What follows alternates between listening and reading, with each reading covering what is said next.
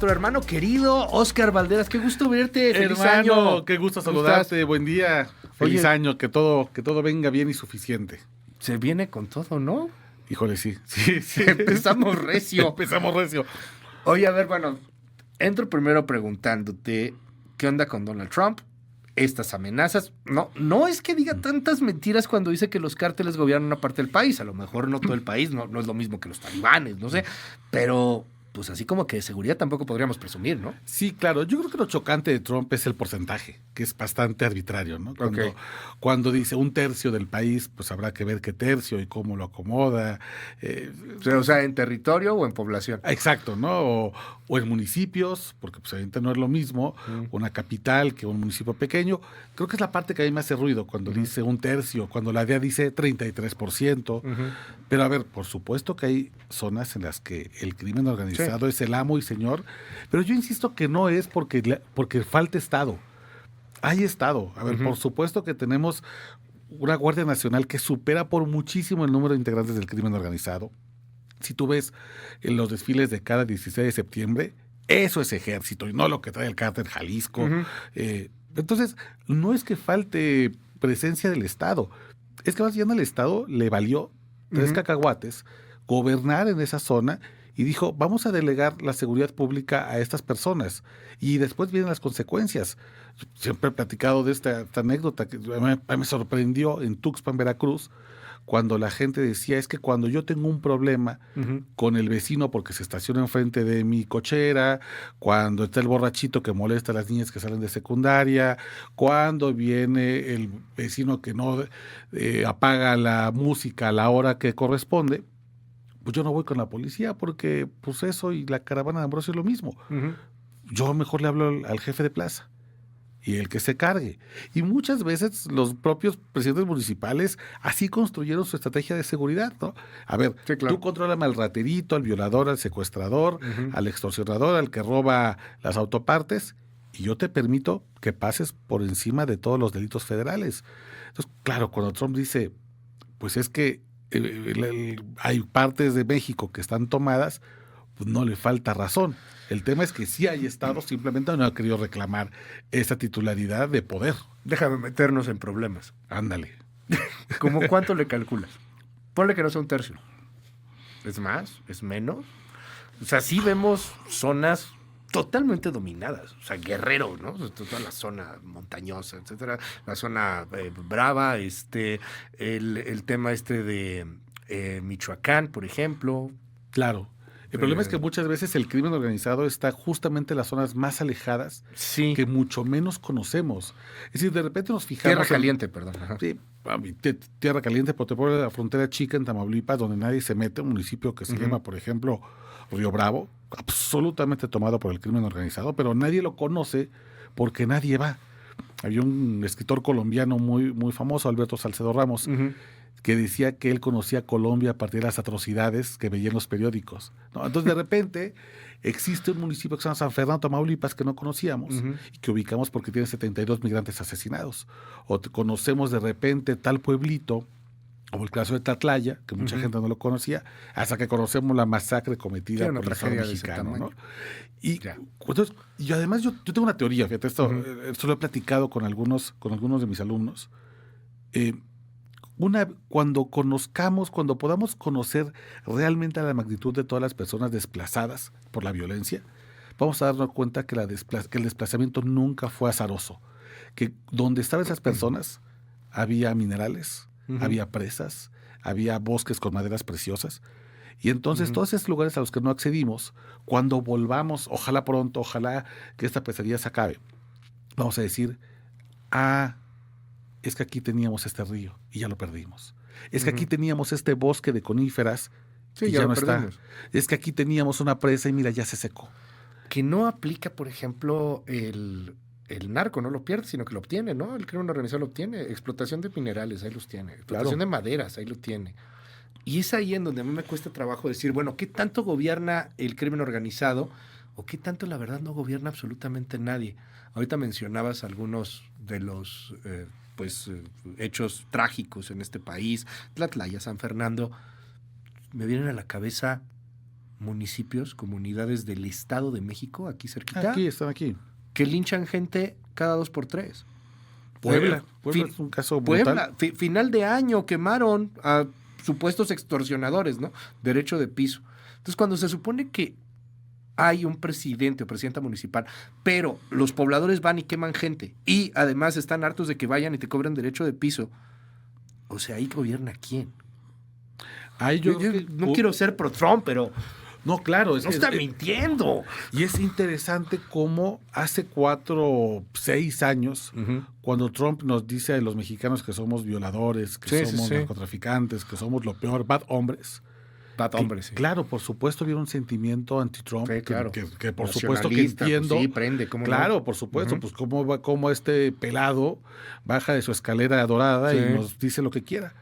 Y de repente en este momento, a 10 y tantos días de que tome posesión como presidente 47, hay un amplio sector de la población que dice, es la esperanza de México. ¿Qué tan rápido vimos a Trump como nuestro villano? Yo lo vemos como una posible esperanza.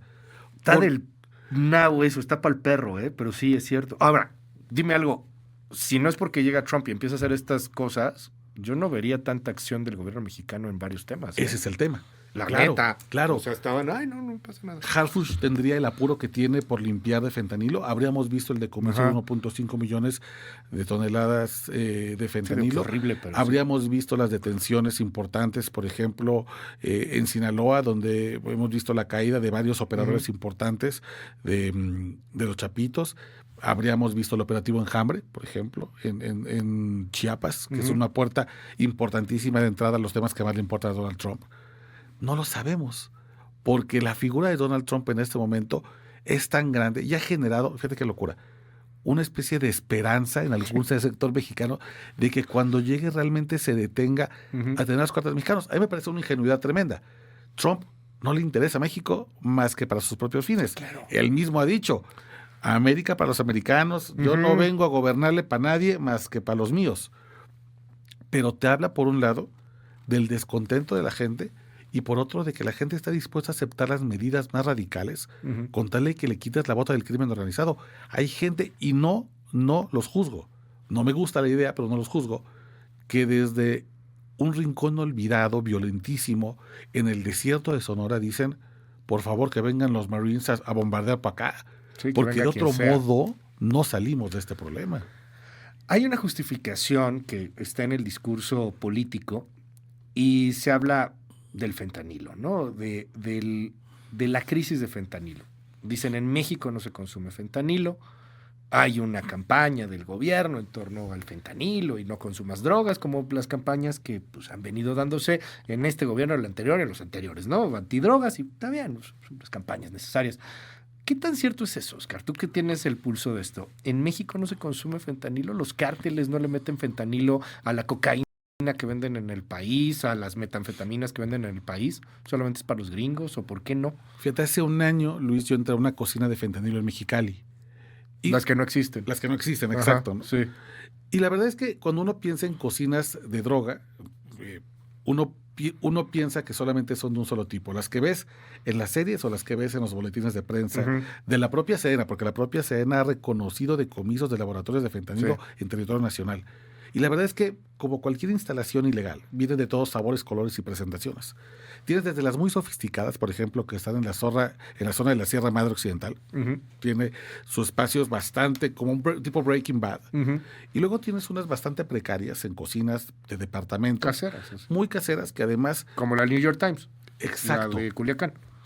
Yo la verdad es que cuando vi las fotografías, sí, me generó algún ruido de repente la cerveza abierta, los toppers no muy especializados, porque yo he visto otro tipo de material, pero no descarto que sea cierto, porque la realidad es que de repente pensamos demasiado del crimen organizado. Sí, los tenemos en un concepto de que son tal vez demasiado avanzados. Sí, endiosados, en un pedestal. Sí, creo que no, los Hannibal Lecter del crimen, y no es así. Pero el caso, por ejemplo, que yo vi en Mexicali, era muy parecido a la New York Times, prácticamente una cocina de un departamento de interés social, con las mínimas reglas de seguridad, porque pues evidentemente ahí el chiste es maximizar las ganancias, guantes, gogles, eso no es. Vale, salta que te dé el aire, hombre. Y el fentanilo ahí, el que se hacía, se llamaba un fentanilo con piernas, le decían with legs. Y le decían así porque era un fentanilo que estaba diseñado específicamente para los migrantes indocumentados y para los jornaleros. De tal manera que consumías una dosis que era tan fuerte que tú decías, ¡ay, esta es la buena! ¡No, hombre, está potente! Pues no era que tuviera buen fentanilo en el sentido de lo más puro posible, sino que estaba mezclado con tanta porquería que permitía a quien lo consumía poder caminar por 8, 10 horas en el desierto sin sentir calor, sin sentir sed, sin sentir hambre. Y estaba diseñado para que justamente una vez que te pusiera el pollero en Arizona, te dieran eso. Le pegabas a esa fentanilo de porquería, de verdad, de lo más asqueroso, de lo más letal, lo más y peligroso. Te aguantas 8, 9, 10 horas. Y podías caminar el freeway más cercano, 9 horas, de verdad, sin tomar agua. Era una especie de formulación fentanilo barato, pero que se elaboraba en México y que además, lo más interesante es que no era un fentanilo pensado para el público de Estados Unidos, sino un fentanilo que los cárteles crearon para un público nacional o migrante centroamericano que lo usa en territorio nacional. Pero muy específico hacia ese sentido. Claro. O sea, es para que aguantes a todos los migrantes al pollero, ¿no? O sea, como lo usan en Estados Unidos, de lo meten en cocaína para que te enganches y consumas más cocaína, el mercado mexicano no les da o no han entrado ahí. O en una de esas, porque lo hemos platicado muchas veces en Nación Criminal, Oscar, hasta cierto respeto a los consumidores nacionales, no sé qué hay. Claro, hay este falso nacionalismo de, ¿sabes qué? La porquería se la damos a los gringos porque son los culpables de todos los males, porque nos quitaron, los odiamos. Y entonces, esa formulación propia se queda acá y entonces beneficiamos así a nuestra gente. Hay un entendimiento muy retorcido, pero por ejemplo, a este fentanilo que yo vi perfectamente cómo se preparaba, se le daba también, por ejemplo, a los jornaleros de San Quintín, que tú sabes que trabajan en condiciones muy cercanas a la esclavitud, ¿no? Y se le daba también incluso a algunos traileros, los que bajan de Nuevo Laredo y que llegan hasta Mérida, a esos también se les daba. Es decir, estamos viendo una formulación propia de los cárteles para un público mexicano que tiene necesidades muy específicas. Y que claro, cuando la doctora Claudia Sheinbaum dice, es que no es lo mismo, evidentemente no es lo mismo. Los primeros dealers del fentanilo de Estados Unidos fueron doctores, gente con bata, con estetoscopio, que apoyados por una industria farmacéutica millonaria les dijeron, tomen sus pastillas. Y cuando ese mercado se acabó, muchos de los usuarios tuvieron que emigrar a un mercado negro. Cuando se dieron cuenta de que sí era adictivo, ¿no? Exacto. Cuando la oxitocina no la podías estar regalando como si fueran chochitos. Exacto. Después de que la propia industria farmacéutica falseó los estudios para poder meter mucho. Aquí no. Aquí nuestros dealers son los dealers típicos. El que te vende la metanfetamina, la cocaína y la marihuana, también ya te vende este fentanilo con piernas. Así le llaman. Y entonces comienza a abrir un consumo propio que por supuesto que está, y está en Mexicali, pero está también en Tecate, y está en Juárez, y está en muchas ciudades fronterizas. Oye, Oscar, para cerrar esta Nación Criminal, la primera del año, y esperemos que vengan muchísimas más durante muchos años, querido Oscar.